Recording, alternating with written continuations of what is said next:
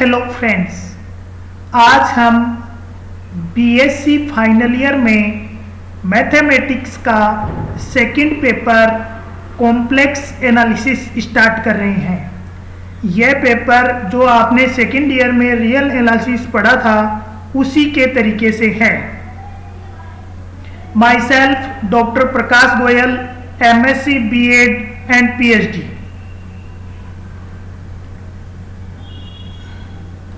MCP BSc mathematics chemistry physics classes, Shastri Nagar, Jaipur. इस chapter को start करने से पहले हम कॉम्प्लेक्स एनालिसिस के अंदर कॉम्प्लेक्स नंबर को पढ़ेंगे। आपने कॉम्प्लेक्स नंबर के बारे में इससे पहले पढ़ा था।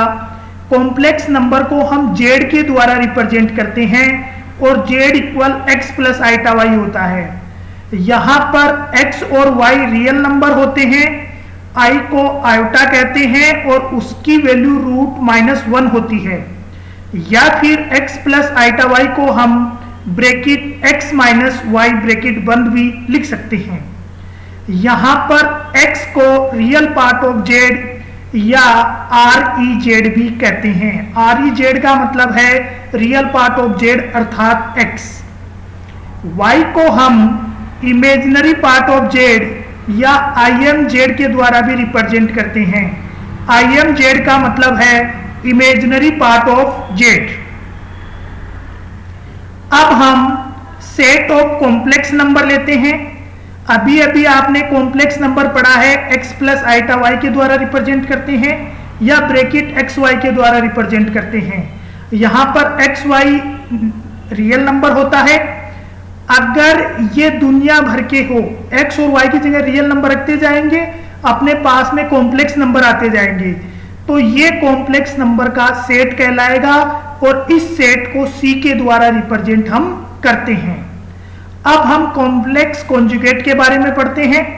यदि ZX प्लस आइटा y अपने पास में कोई कॉम्प्लेक्स नंबर है तो इसके कॉन्जुगेट को Z बार के द्वारा रिप्रेजेंट करते हैं और Z बार बराबर x माइनस आइटा y होता है। प्लस है तो यहाँ पे माइनस आ जाएगा और Z की जगह Z बार लग जाएगा, तो इस Z बार को हम कॉम्प्लेक्स कॉन्जुगेट कहेंगे।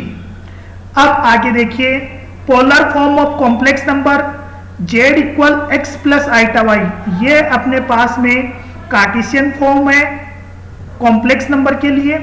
Z इक्वल r e⁻θ, ये अपने पास में कॉम्प्लेक्स नंबर के लिए एक्सपोनेंशियल फॉर्म है। यहां पर x equal r cos theta होता है and y equal r sin theta होता है। अगर अपने को मॉडुलस ऑफ z फाइंड करना है अर्थात मोड z निकालना है तो मोड z के लिए फॉर्मूला रहेगा √x² प्लस y², या फिर हम r equal mode z equal √x² plus y² भी हम लिख सकते हैं। एम्पलीट्यूड या फिर आर्ग्यूमेंट ऑफ z, ये थीटा से रिप्रेजेंट करते हैं और थीटा बराबर tan inverse y upon x होता है। ये सारी पुरानी बातें हैं जो आप लोग इससे पहले वाली क्लासों में पढ़ चुके हैं। आइए अब हम अपना चैप्टर स्टार्ट करते हैं। अपने चैप्टर का नाम है एनालिटिक फंक्शन। एनालिटिक फंक्शन को पढ़ने से पहले हम कॉम्प्लेक्स फंक्शन के बारे में चर्चा करेंगे। आपको पता है y इक्वल fx एक x का फंक्शन होता है। यहां पर कॉम्प्लेक्स फंक्शन को w इक्वल fz के द्वारा रिप्रेजेंट किया जाता है। यहां पर fz बराबर e⁻z भी हो सकता है, 1/z² भी हो सकता है, z³ भी हो सकता है।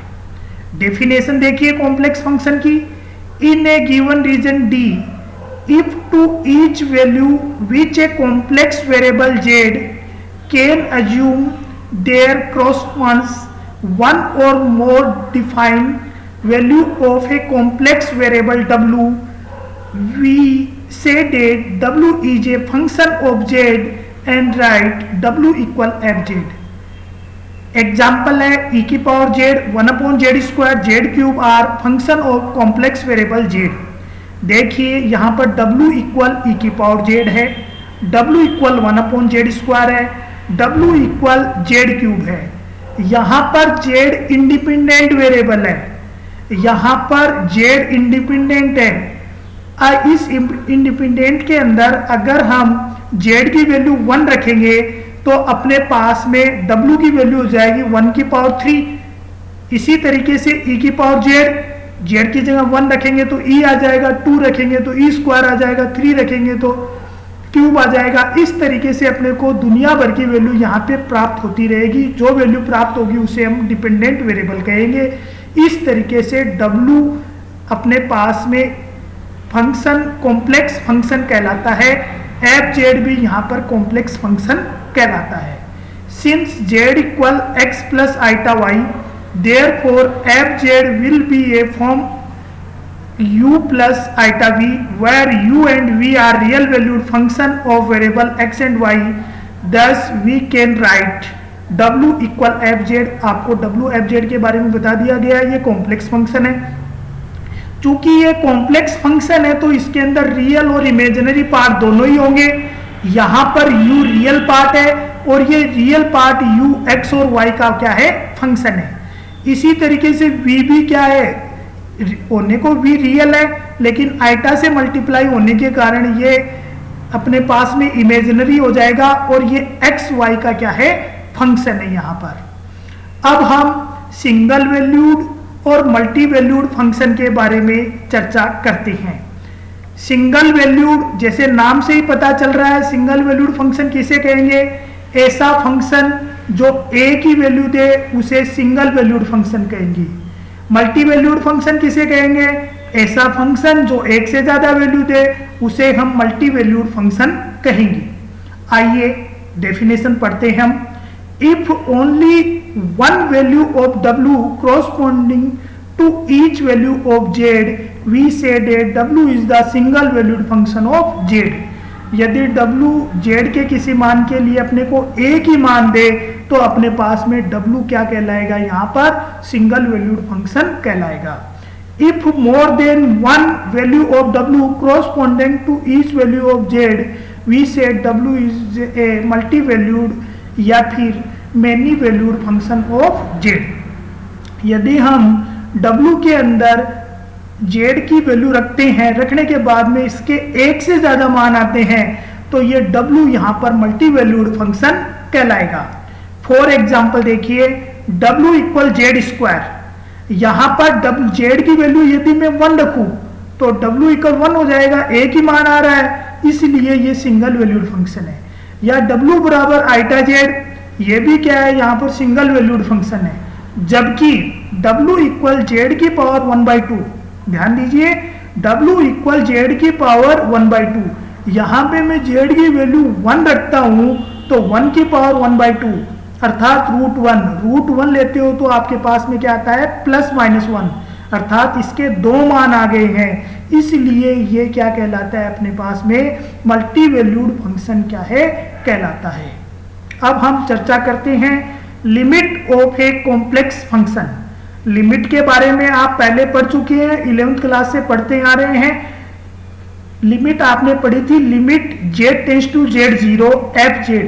किसी फंक्शन के अंदर z की जगह यदि मैं z0 रख दूं, अगर उसकी वैल्यू क्या आ जाए, l आ जाए, l यहाँ पे एग्जिस्ट करे और यूनिक हो तो अपने पास में हम क्या बोलेंगे, इस f(z) फंक्शन की लिमिट एग्जिस्ट कर रही है।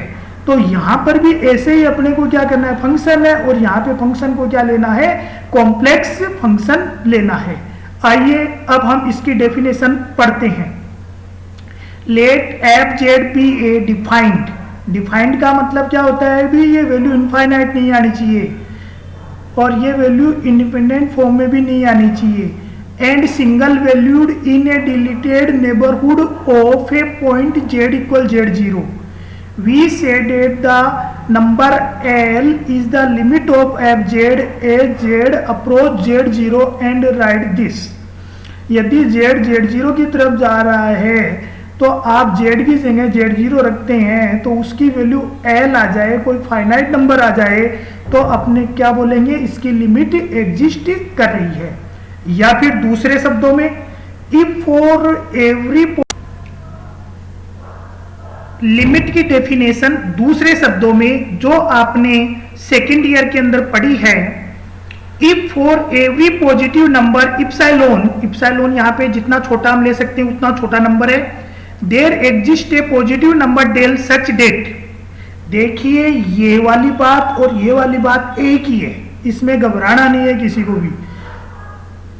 देखिए यहां पर बोल रहा है जेड जीरो की तरफ जा रहा है, जेड जीरो नहीं हुआ है, जीरो की तरफ जा रहा है, जेड जीरो की तरफ जा रहा है, मतलब इन दोनों का डिफरेंस बहुत बहुत बहुत ही छोटा है। तो यहां पर जेड माइनस जेड जीरो, ये क्या है जीरो, और ये डेल का मतलब क्या है, जितनी छोटी पॉजिटिव नंबर ले सकते हैं उतना छोटा, मतलब 0.00000000001, इन दोनों के बीच में जेड माइनस जेड जीरो है, मतलब इन दोनों का अंतर है, मतलब ये दोनों लगभग बराबर ही है, टेंस टू जीरो है। ये वाली लाइन और ये वाली लाइन एक ही बात को रिप्रेजेंट करती है। अगर ऐसा हो जाता है तो एफ जेड एल के बराबर हो जाता है। यहाँ पे बोल रहा है एफ जेड और एल का अंतर है ना, वो क्या है, सबसे जीरो से जो बड़ी और इप्सिलॉन से छोटी क्वांटिटी है उससे भी क्या है, छोटा है। तो यहाँ पर अपने को घबराना नहीं है, केवल ये याद ही रखना है कि भाई लिमिट को ऐसे और ऐसे हम लिख सकते हैं। अब हम कंटिन्यूटी की बात करते हैं। कंटिन्यूटी किसे कहते हैं, आपने पढ़ा था लेफ्ट लिमिट, राइट लिमिट और फंक्शन की वैल्यू यदि इक्वल आ जाए तो उसे हम कंटिन्यूटी कहते हैं। सेकेंड ईयर में डेफिनेशन आपने पढ़ी थी, या फिर दूसरी डेफिनेशन आपने इस तरीके से पढ़ी थी सेकेंड ईयर में। चलो इस डेफिनेशन की चर्चा करते हैं अपन। A function f j defined in a domain D is said to be a continuous at a point z0 belongs to D if for epsilon greater than 0 there exists del greater than 0 such that, या फिर दूसरी definition continuity की, उसकी limit exist करे। अगर किसी function की limit exist कर रही है तो ऐसे फंक्शन को हम क्या कहते हैं, कंटिन्यूअस कहते हैं। जेड जेड जीरो की तरफ जा रहा है तो एफ जेड जेड जीरो बन जाता है, तो ये लिमिट एग्जिस्ट कर रही है। इसी को हम इस तरीके से भी लिख सकते हैं, जेड और जेड जीरो का अंतर यहाँ पे बहुत ही कम है तो लेस देन डेल, और ये दोनों बराबर है मतलब इन दोनों का अंतर भी बहुत कम, इसलिए ये less than epsilon. Also a function F Z is said to be a continuous in a domain D if it is the continuous at every point of D. The function of D at which the function F Z is not continuous are known as a point of discontinuous of F Z. यदि किसी point पे function continuous कहला रहा है तो उसे क्या कहेंगे, हम कंटिन्यूअस फंक्शन कहेंगे। यदि किसी पॉइंटों पे फंक्शन क्या है, कंटिन्यूअस नहीं है, तो ऐसे फंक्शन को हम उस पॉइंट को क्या कहेंगे, डिसकंटिन्यूटी कहेंगे, और उस पॉइंट के लिए हम उसको क्या कहेंगे, डिसकंटिन्यूटी कहेंगे।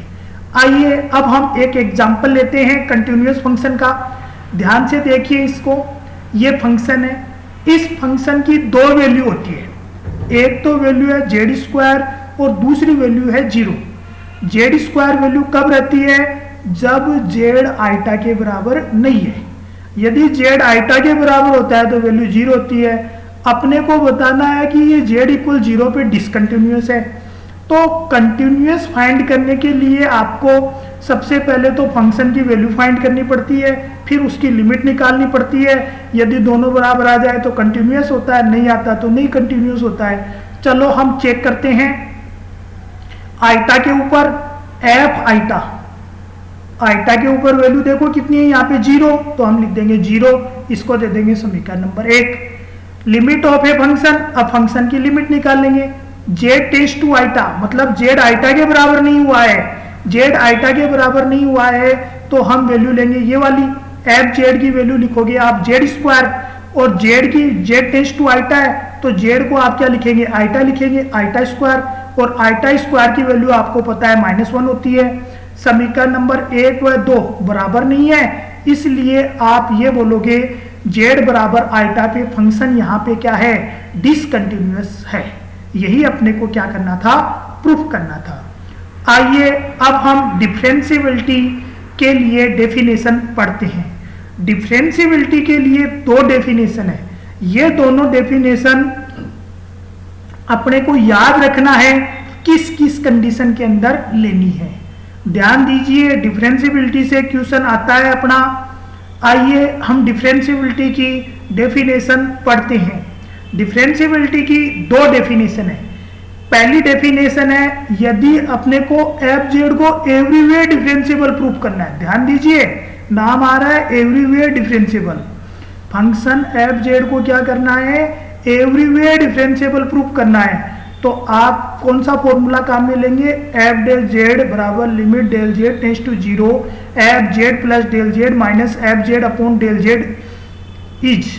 अगर इस फंक्शन की लिमिट आपके पास में यूनिक आ जाए, यूनिक का मतलब होता है एक ही मान आए, दो मान नहीं आए, लिमिट एग्जिस्ट करे, इसका मतलब है इसकी लिमिट एग्जिस्ट करे, इस तरीके से नहीं आ जाए 0/0 आ गए, 0 की पावर 0 आ गई, इस तरीके से ये नहीं आनी चाहिए।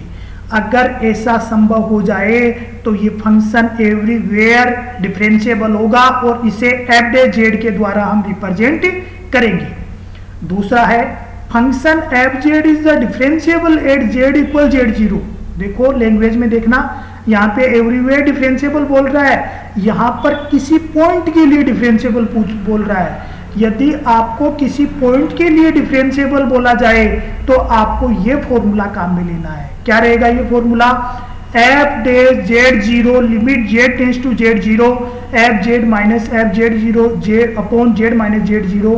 इसकी लिमिट यदि एग्जिस्ट करे और यूनिक रहे तो ये फंक्शन अपने पास में डिफरेंशियबल कहलाएगा। आइए अब हम राजस्थान यूनिवर्सिटी 2008 में आए हुए एग्जाम्पल के बारे में चर्चा करते हैं। देखिए बहुत ही सिंपल एग्जाम्पल है जो 2008 में आया था। प्रूव डेट ए फंक्शन है आपके पास में एफ जेड इक्वल जेड की power N where N is a positive integer is differentiable everywhere. अपने को बताना है ये एवरीवेयर डिफरेंशियबल होगा। By definition we have, everywhere differentiable proof करना है मित्रों, तो आपको एवरीवेयर डिफरेंशियबल के लिए ये फॉर्मूला काम में लेना बताया था। ये लिमिट फाइंड करनी है अपने को, तो मैं यहाँ पर ये फॉर्मूला काम में लूंगा, एफ डेल जेड बराबर limit del Z tends to 0 F Z plus del 0 minus F Z upon del Z. चूंकि फंक्शन गिवन है अपने को जेड की पावर एन, तो F Z plus del Z हो जाएगा जेड प्लस डेल जेड की पावर एन। तो यहाँ पर F Z plus del Z को हम लिख देंगे जेड प्लस डेल जेड की पावर एन और एफ जेड को लिख देंगे हम जेड की power N upon del Z. अब हम बाइनोमियल थ्योरम काम में लेंगे। बाइनोमियल थ्योरम से आप जानते हो a प्लस बी की पावर n के लिए ये फॉर्मूला होता है। यहाँ पर a की पावर तो देखो घटती जाएगी, याद रखना a की पावर क्या होती जाएगी, धीरे धीरे कम होती जाएगी, और b की पावर बाइनोमियल थ्योरम के अंदर बढ़ती जाती है। तो इसको आप z को a मान लोगे, डेल z को यहाँ पे b मान लेंगे। यहाँ पर हम z की जगह a माना है तो z की पावर n जेड की पावर घट रही है, डेल जेड की पावर 1 हो गई, एन माइनस 1 अपॉन 2, जेड की पावर घट रही है, डेल जेड की पावर धीरे धीरे बढ़ रही है, लास्ट में डेल जेड की पावर एन हो जाएगी। ये जेड एन अपने पास में ऐसा का ऐसा बच रहा है। इस जेड एन से ये जेड एन अपने पास में यहाँ पर कैंसिल आउट हो जाएगा और डेल जेड से हम डिवाइड कर देंगे। डेल जेड से डिवाइड कर देंगे तो अपने पास में limit del Z tends to 0 N Z N minus 1 this find हो जाएगा। अब हम डेल जेड की वैल्यू यहाँ पे 0 लेंगे। डेल जेड की वैल्यू 0 लेते ही अपने पास में ये सारी टर्म 0 हो जाएगी। 0 होते ही अपने पास में बचेगा एन जेड एन माइनस 1। यह वैल्यू क्या है, यूनिक है, अद्वितीय है, इसलिए यहाँ पर एफ डे जेड एग्जिस्ट कर रहा है। इसलिए एफ जेड की power F Z equal Z की पावर एन एवरीवेयर डिफरेंशियबल होगा।